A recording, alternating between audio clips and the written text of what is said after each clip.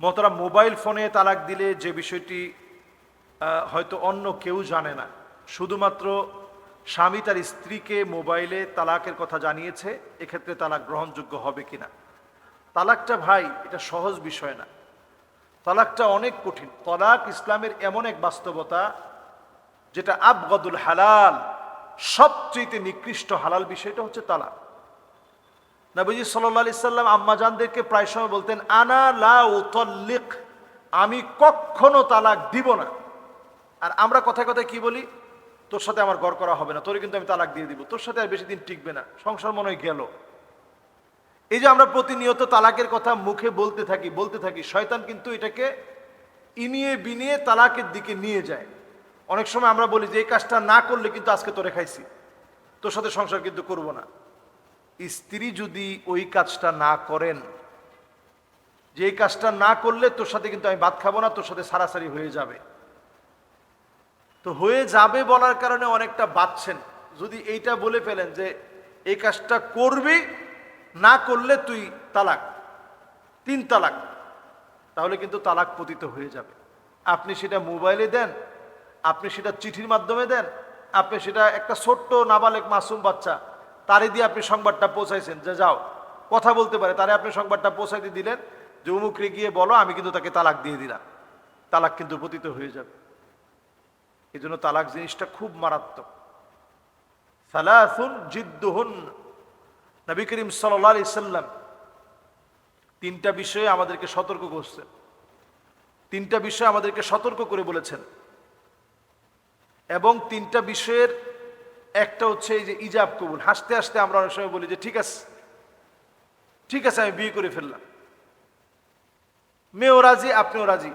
আমরা নাটক সিনেমায় যেরকম অহরহ বিয়ে হয় আমাদের, এগুলো সবগুলো কিন্তু বিয়ে হচ্ছে। আপনি মনে করেন না যে হাসতে হাসতে ইজাব আর কবুল হইলে বিয়ে হয় না। হাসতে হাসতেও যদি আপনি বলেন যে বিয়ে করলাম, আর মেয়েও রাজি ছেলেও রাজি, সাক্ষীও রাজি, সাক্ষীরা হাজির, বাস বিয়ে কিন্তু হয়ে গেছে। ঠিক তেমনি তালাকের নিয়মটা এমন, আপনি হাসতে হাসতে বলছেন অনেকদিন তো সংসার করলাম, আর সংসার করতে মন চায় না, তুমি তোমার পথ দেখো, তোমার লগে আর আমি নাই। উদ্দেশ্য হচ্ছে তারে ছেড়ে দেয়া। তালাকের শব্দটা 2 ধরনের, একটা হচ্ছে সারিহ আর একটা কেনায়া, স্পষ্ট এবং অস্পষ্ট। অস্পষ্ট শব্দ দিয়ে তালাক দিলে আরো বেশি মারাত্মক।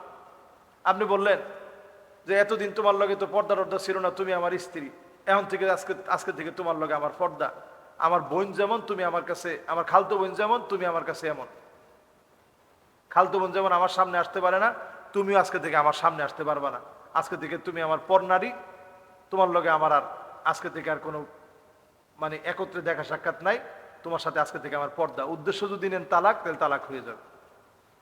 তালাকটা এত মারাত্মক। এই জন্য হাসতে হাসতে তালাকের কথা উচ্চারণ না করা, মোবাইলে তালাক দেওয়ার দুঃসাহস না করা। আর তালাক যদি হয়েই যায়, তখন আপনারা নির্ভরযোগ্য প্রতিষ্ঠান ছাড়া আপনারা ফতোয়া গ্রহণ করবেন না। নির্ভরযোগ্য প্রতিষ্ঠান থেকে একেবারে কি হয়েছে না হয়েছে পাই টু পাই নিয়ে, একেবারে কি হয়েছে না হয়েছে পুরাপুরি পাই টু পাই লিখে অথবা বসে একত্রে ফায়সালা আপনার সুন্দর করে যেন হয়। কারণ দেখবেন তালাকটা হয়ে যাওয়ার পরে শয়তান বলবে যে আপনাদের মধ্যে কোনো কষ্ট নাই, দুঃখ নাই, বেদনা নাই, কিছু নাই, ভালোবাসার পরম মমতা আপনাদের মধ্যে ছড়ায় ছিটায় দিবে। তখন দেখবেন আর কোনো ঝগড়াই হবে না, কারণ শয়তান তো কাজ ঘটায় ফেলছে। এই জন্য তালাকটা সহজ বিষয় না, এটাকে আমরা সহজ মনে না করি। আল্লাহ আমাদেরকে বোঝার তৌফিক দান করুন।